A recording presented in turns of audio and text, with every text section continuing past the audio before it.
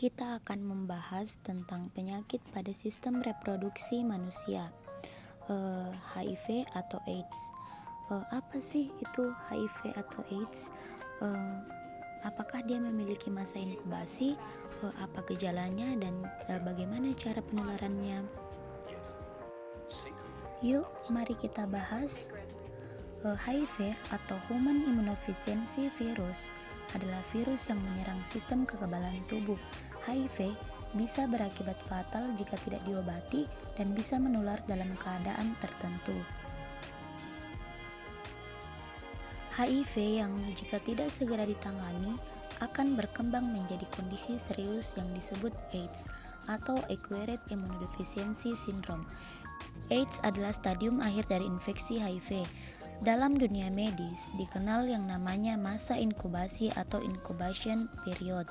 Masa inkubasi adalah masa jeda antara penyakit ini menyerang seseorang hingga gejala penyakit itu timbul pada diri orang tersebut, di mana malah bisa lebih bervariasi pada HIV.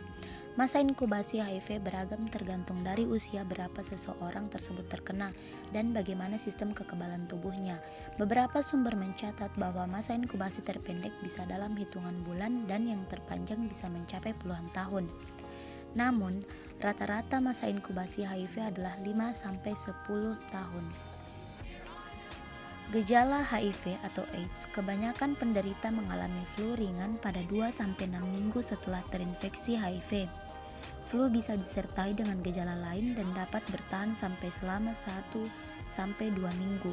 Setelah flu membaik, gejala lain mungkin tidak akan terlihat selama bertahun-tahun meski virus HIV tersebut terus merusak kekebalan tubuh penderitanya sampai HIV berkembang ke stadium lanjut.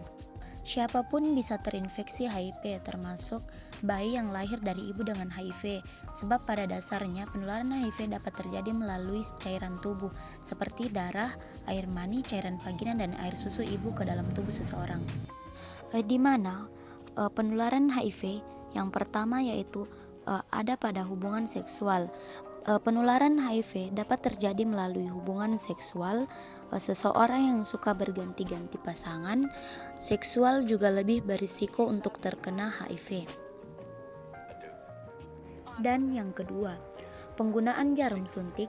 HIV dapat ditularkan melalui jarum suntik yang terkontaminasi darah orang yang terinfeksi HIV. Berbagi pakai jarum suntik atau menggunakan jarum suntik bekas membuat seseorang beresiko tertular penyakit termaksud HIV. Yang ketiga, kehamilan, persalinan, dan menyusui. Seorang ibu dengan HIV yang kemudian mengandung atau menyusui berisiko tinggi untuk menularkan HIV kepada bayinya. Keempat, transfusi darah. Pada beberapa kasus, penularan HIV juga bisa terjadi melalui transfusi darah. Namun, kejadian ini semakin jarang terjadi karena adanya penerapan uji kelayanan donor, termaksud donor darah, organ atau jaringan tubuh lainnya. Dengan pengujian yang layak, penerimaan donor darah memiliki risiko yang rendah untuk terinfeksi.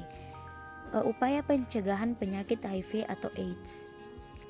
Pencegahannya yaitu tidak melakukan hubungan seks sebelum menikah, tidak berganti-ganti pasangan seksual, menghindari penggunaan narkoba terutama jenis suntik, mendapatkan informasi yang benar terkait HIV.